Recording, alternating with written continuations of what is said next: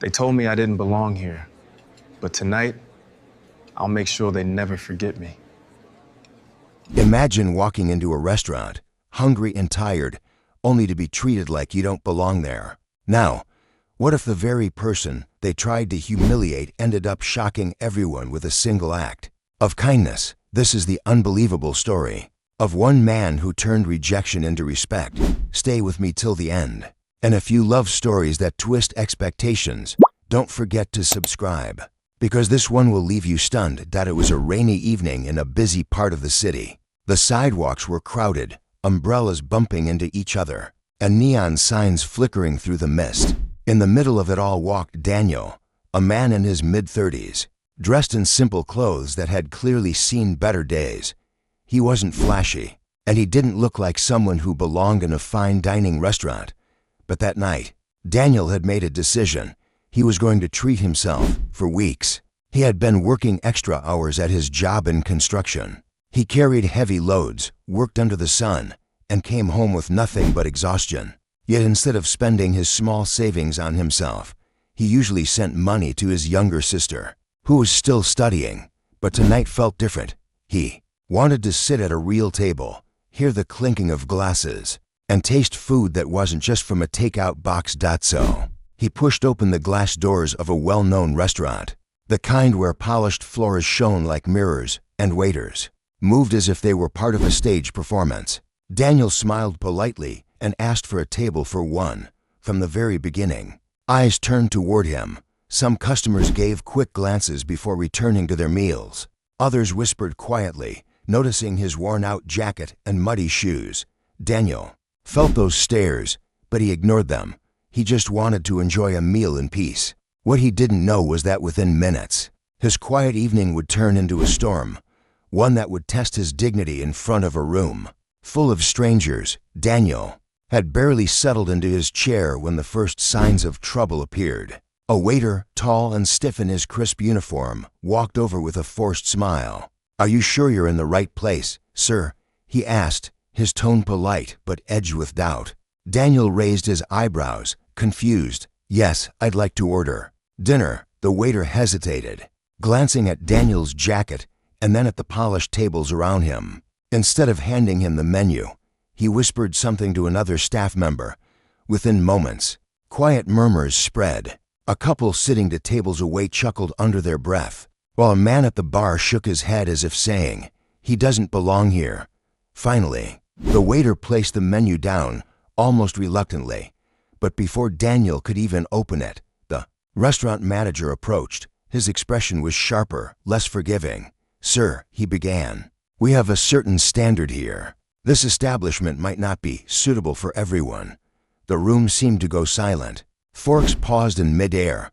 Daniel felt dozens of eyes drilling into him. He tried to keep his voice steady. "I just want to order a meal. I can pay." But the manager smirked, as though he didn't believe him. "Perhaps you'd be more comfortable somewhere else. There's a diner across the street." The words hit Daniel like a slap. He wasn't just being questioned, he was being dismissed. The humiliation was sharp, and for a brief second, he considered walking out. But something inside him stirred, a mixture of pride and quiet strength. He straightened in his seat, locked eyes with the manager, and said calmly, "Bring me your best dish, and don't worry about the bill." The staff exchanged skeptical looks. Some customers snickered, already convinced that Daniel would embarrass himself further. They didn't know what was coming next. The waiter reluctantly scribbled something on his notepad and walked off, shaking his head. A few customers leaned closer to their companions, whispering loudly enough for Daniel to hear. "Probably can't even afford the appetizer," one man scoffed. "Why would they even let someone like that in?" Another added. Daniel sat quietly, his hands folded on the table. Inside, he could feel his patience being tested, but he refused to let anger win. Every sneer, every laugh, only fueled his resolve. Minutes later, his food arrived, a beautifully plated dish, steaming and aromatic, the kind of meal Daniel had only seen in advertisements. He thanked the waiter politely, even though the man placed the plate down as if it were a waste. As Daniel took his first bite, a group of young men at the next table started snickering. "Hey, buddy, One of them called out, "Careful with that. One plate costs more than your shoes." Laughter erupted, sharp and cruel. The manager passed by again, arms folded. "Sir, if this becomes a problem with payment, I'll have no choice but to call security." His tone was smug, loud enough for half the restaurant to hear. Daniel looked up calmly. "Don't worry, you'll get more than what you expect." That single sentence shifted the energy. A few customers raised their eyebrows. Some thought he was bluffing. Others wondered if there was something more to this quiet man than met the eye. Every 20 seconds, the tension thickened. Forks clinked louder. Conversations hushed. The restaurant, once filled with casual chatter, had turned into an audience waiting for a scene to explode. One woman, seated with her husband, whispered, "What if he really can't pay?" Another replied, "Then they'll drag him out. That's what happens to people who don't belong." But Daniel, he simply continued his meal, savoring every bite, as though the insults, the stares, and the mockery didn't exist. And when the last bite was gone, he calmly placed his fork down, wiped his mouth with the napkin, and looked toward the staff. The room braced itself for chaos. The silence in the restaurant was unbearable. Every eye followed Daniel as he calmly signaled for the bill. The waiter, clearly expecting drama, brought it over with a smirk, as if already rehearsing how he would call security. Daniel picked it up, glanced at the total, and nodded. He reached into his pocket slowly, and for a moment, everyone held their breath. Would he pull out a crumpled note, not enough to cover even half? Would this end in humiliation, just as the manager predicted? Instead, Daniel placed his hand flat on the table. What he laid down wasn't just a few bills. It was a thick wallet, neatly stacked with crisp currency notes. Gasps echoed around the room. The waiter froze. The manager's confident smirk slipped away like melting ice. But Daniel wasn't finished. He looked straight at the manager and, in a voice that carried across the restaurant, said, "How much do they all owe?" Every single table. The room went still. Conversations stopped mid-sentence. A couple dropped their forks. People weren't sure they had heard him correctly. Pay for his own meal. That would have been enough to silence the doubts.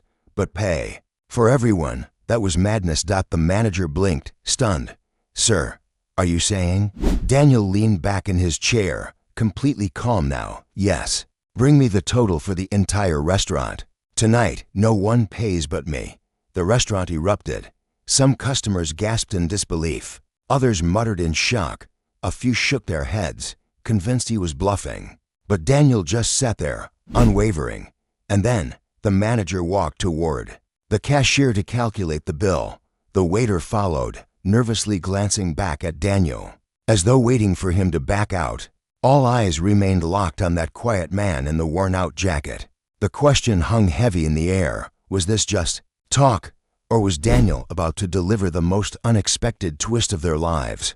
The restaurant buzzed with a nervous energy. Customers craned their necks to see the cashier's counter, where the manager was furiously adding numbers.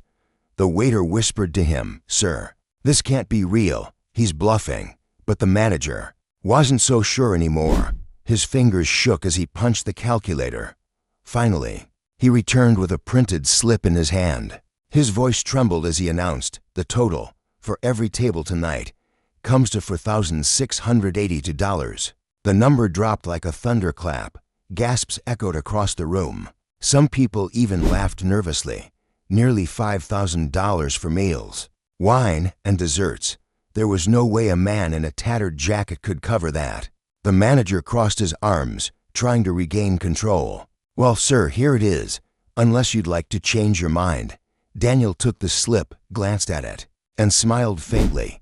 He reached back into his wallet, pulled out a bank card, and placed it firmly on the table. "Run it," he said. The manager blinked. "Excuse me," I said, "run it. I'll pay for everyone here tonight." The room fell silent again. All the whispers, all the mocking laughter, it froze in place.